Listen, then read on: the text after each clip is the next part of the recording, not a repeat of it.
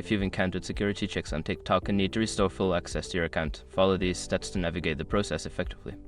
Step 1. Verify your identity. Before starting recovery, use the sroc.com link in the description to open the account recovery checklist generator and make sure your verification details are ready. Step 2. Check for notifications. Open the TikTok app and check for any notifications or messages regarding your account status. These notifications may provide specific instructions on what you need to do next. Step 3. Update your app. Ensure that you are using the latest version of the TikTok app. Go to your device's app store, search for TikTok, and update if a new version is available. Step 4. Clear cache and data. If you are still facing issues, try clearing the cache and data of the TikTok app. Go to your device settings, find TikTok in the app section, and select the option to clear cache and data. Step 5. Contact TikTok support.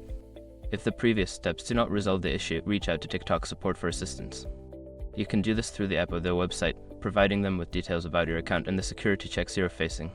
By following these steps, you should be able to restore full access to your TikTok account after security checks. If problems persist, continue to seek help from TikTok support team.